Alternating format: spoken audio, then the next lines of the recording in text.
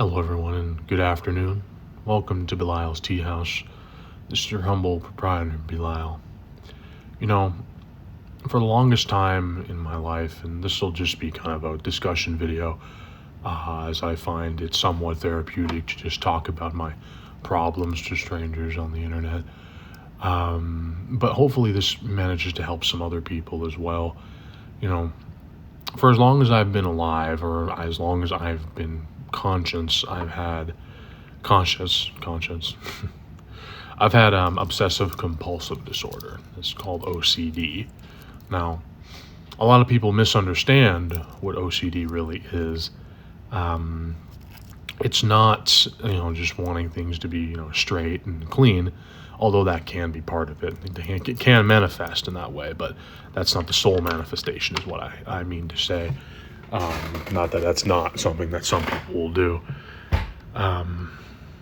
Nobody really understands where it comes from. Some people saying and think it might be environmental in the cause, which honestly I don't necessarily buy into that. That it's environmental in the case of, although maybe it does have some merit to it. Some people think it's genetic, and some people think it has to do with brain chemistry, essentially.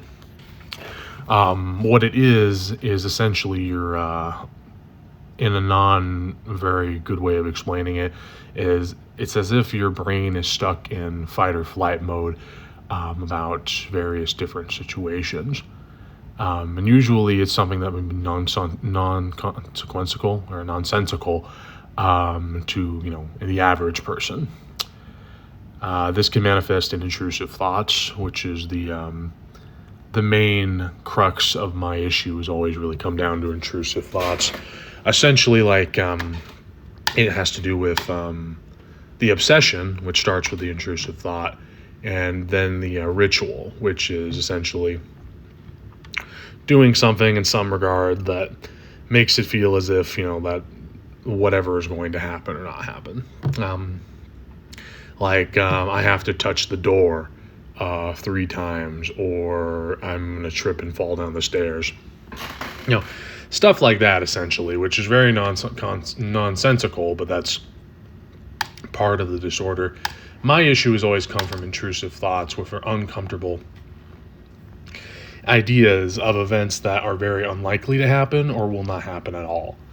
I don't know, like a meteor is going to strike my apartment or something like that.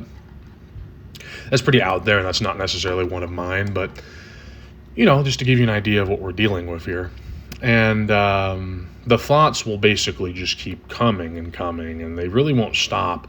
And some people will think, well, if you ignore them, they'll go away. But actually, with obsessive compulsive disorder, if you ignore it, it actually gets worse. What I've found to help me has been reframing or confronting the thought. You just don't let it grow. You reframe it and you talk about why it's nonsensical, or why it's very unlikely to happen, or why it would never happen. And that's something that's always helped me out when dealing with it. It is OCD Awareness Week, which I find to be interesting that that's a thing. But I fell into using substances to help medicate my obsessive compulsive disorder, which was something I used as a crutch for many years. Essentially led me to a spiritual void in general, but this isn't necessarily a post about spirituality or religion, which is normally what I talk about. I find that poetry is also a very good outlet for my OCD. A lot of my poems are actually just metaphors for obsessive compulsive disorder, or at least that's how I originally intended them to be written.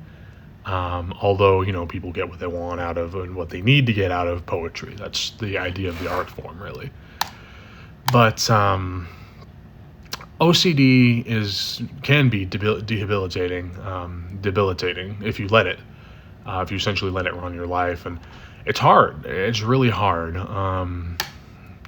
Not to get identity politics about it, but it is somewhat hard to be a man with OCD sometimes, as we're not as represented when you're talking about different groups of people who have it. Sometimes we're just kind of forgotten about. But it's a disease that, I guess disease, mental defect, whatever you want to call it. I don't know the PC word for this, but like it mostly affects women. That's like a statistic kind of thing. So men who have it, there's not a lot of representation for us. Hank Green has it, and he did a really good video on it, so that's a good example. But I've noticed that it's harder to find men to talk about this issue with. And that might be stemming from a few other things too, like men being less likely to talk about their mental health. Remember, make sure to check on yourself, guys, because you need to take care of yourself. Trust God, but tie your camel first. For me, OCD revolves mostly around, I would say, just work in general, or just things that cause me stress. Like what if I can't get a ride to my to Juma? That sometimes stresses me out. Or what if I can't? What if I don't have enough money to buy my hamster, essentials? Or what if I get fired randomly? Or what if what if my internet goes out and I can't make it into the office and I get fired? That sort of thing, which is really not useful to think about. And most people, a healthy brain, would essentially just leave it there and be like, oh, okay, well, that's probably not going to happen, and there's no reason to really worry about it. Whereas somebody with obsessive compulsive disorder, the thought has the intensity of the emotion as if it's actually happening.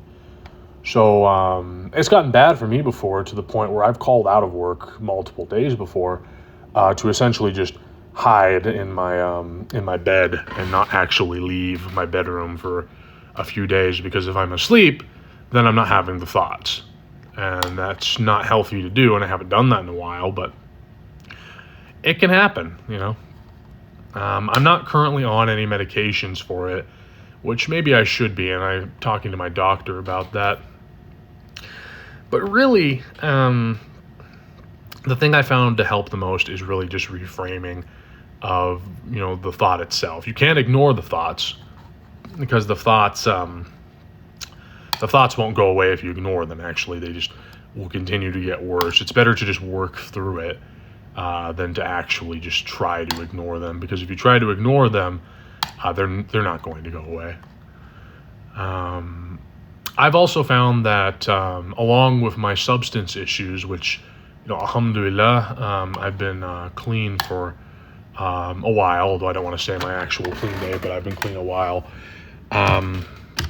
But along with my substance issues, my issues with OCD have also been helped by an embracing of spirituality, which does help me, although it might not necessarily help everybody. And if you watch my videos or listen to my talks, you know that I don't proselytize. That's not the point of this channel. So I'm not doing that. I'm just saying that my spirituality helped me, and that is one of the steps in a 12-step program is, giving your will and your life over to God as you understand them, or your higher power, or what have you. The point of this video really is just to say that you're not alone, and although OCD can be debilitating, or I think I'm saying that word right, debilitating, whatever. Although it can be hard to live with, it's not impossible. And the hardest thing you can ever do is to choose to be happy. That's the hardest thing anybody can ever do. And for people like us, whether you do have OCD or, we're talking about people with addiction or alcoholism, that's hard. It's very hard to choose to be happy, Part of choosing to be happy is recognizing your faults, and that can be hard with OCD because you can never really, you feel like you don't trust your mind, essentially. But that's a whole other discussion in general. What I want to say is that you're not alone, and there are plenty of people who have the same issues, and it does get better, but you have to work it every day, and you have to choose to be better. You have to choose to be happy, and that's easier said than done. It really is. But the thing that's helped me reframe the thoughts examine them, don't ignore them, because if you ignore the thoughts, it's going to get worse. Or, sometimes having a hobby to distract you is also good. My poetry is a great outlet for me. Also my music and my academic research, which I enjoy doing. But anyway, this has been Belial's Tea House. Thanks for sitting with me in my tea house today, and I appreciate you all. Thank you for the new subscribers. I hope to get more discussion videos out in the future, and I love you guys. Just take it easy.